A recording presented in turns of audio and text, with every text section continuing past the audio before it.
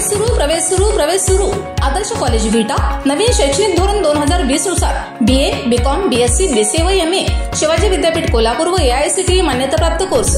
महाविद्यालयाची वैशिष्ट्ये स्वच्छ व सुंदर परिसर, NAC A ग्रेड, अनुभवी मार्गदर्शक, प्रशस्त संगणक दालन, वायफाय कॅम्पस, डिजिटल क्लासरूम, प्रशस्त कॉम्प्युटर लॅब, तज्ञांचे मार्गदर्शन, औद्योगिक सहली, वैयक्तिक मार्गदर्शन, नोकरी संदर्भात प्लेसमेंट सेल, स्पर्धा परीक्षा मार्गदर्शन, बाहेरील विद्यार्थ्यांना विद्यार्थी वसतिगृहाची सोय, विद्यार्थ्यांना कला व क्रीडा स्पर्धांमध्ये भाग घेण्याची संधी।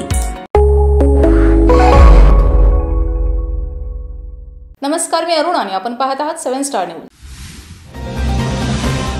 संपूर्ण देशभरात सोमवारी दिनांक 1 जुलै 2024 पासून जुन्या कायद्याचे नवीन कायद्यांमध्ये रूपांतर करून नवीन कायदा लागू करण्यात आला असल्याची माहिती विटा पोलीस ठाण्याचे पोलीस निरीक्षक यांनी पत्रकार परिषदेत सांगितले।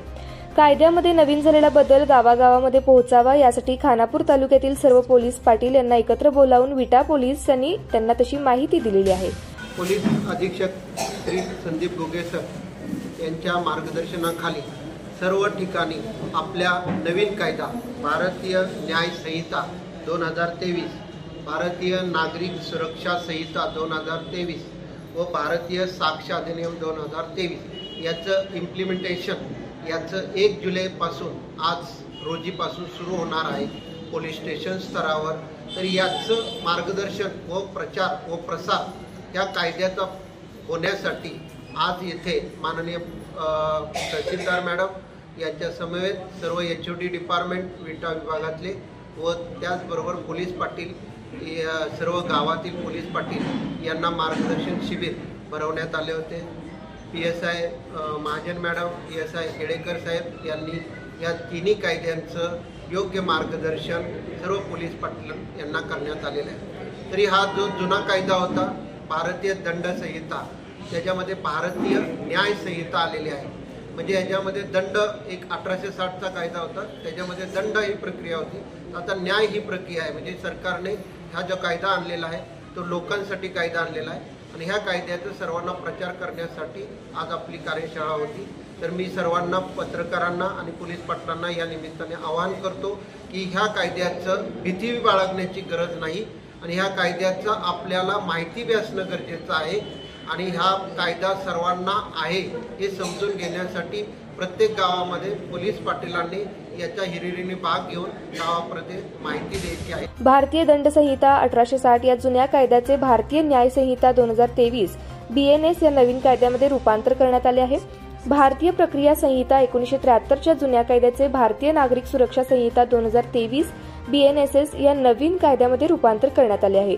भारतीय पुरावा कायदा 1872 या जुन्या कायद्याचे भारतीय साक्ष अधिनियम 2023 BSA या नवीन कायद्यामध्ये रूपांतर करण्यात आले आहे। वरील नवीन कायद्याची सविस्तर माहिती सर्व पोलीस पाटलांना विट्याच्या तहसीलदार रेणुका कोकाटे यांच्या उपस्थितीत विटा पोलीस ठाण्याच्या PSI पूजा महाजन व येळेकर PSI विशाल येळेकर यांनी दिली। पाहुयात काय आहे ती माहिती।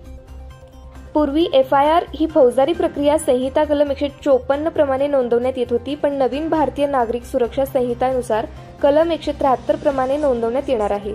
नवीन भारतीय न्याय संहिता 2023 मध्ये 358 कलमे असून नवीन 21 कलमांची वाढ करण्यात आली असून काही कलमे वगळण्यात आलेली आहेत। नवीन कायद्यामध्ये समाज सेवा या शिक्षेची तरतूद करण्यात आलेली आहे। बालकाची व्याख्यामध्ये बदल करून बालकाचे वय हे 18 वर्षापेक्षा कमी असलेल्या व्यक्तीस बालक असे समजावे।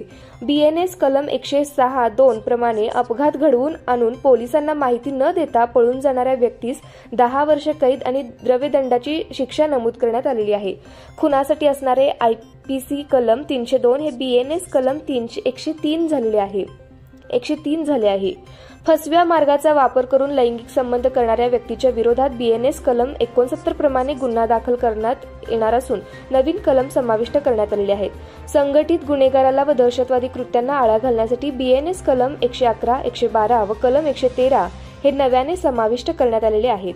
लोकसेवक व कायदेशीर कृत्य बजावत असताना त्याला परावृत्त करण्यासाठी आत्महत्येची धमकी देणाऱ्या विरुद्ध BNS कलम 226 प्रमाणे नवीन कलम समाविष्ट केले आहे।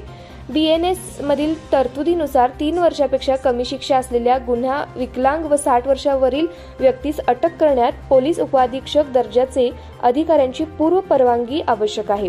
सराईत अपराधी, संघटित गुन्ह्यातील अपराधी, दहशतवादी, खून, बलात्कार, ऍसिड हल्ला, बालकावरील लैंगिक अपराध यातील आरोपींना अटक करताना बेडी, हतकडी पोलीस वापरू शकतील. बलात्कार पीडित व्यक्तीचा वैद्यकीय तपासणीचा अहवाल 7 दिवसाच्या आत तास अधिकाऱ्यास देण्याबाबत वैद्यकीय अधिकाऱ्यास बंधन करण्यात आलेले आहे. नवीन कायद्यामध्ये इलेक्ट्रॉनिक उपकरणाचा वापर करण्याबाबत तरतुदी करण्यात आलेल्या आहेत. त्यामध्ये समन्स, वॉरंटची बजावणी, साक्ष तपासणी नोंदवण्यासाठी इलेक्ट्रॉनिक साधनांचा वापर करता येईल. रमेश जाधव, 7 स्टार न्यूज, विटा.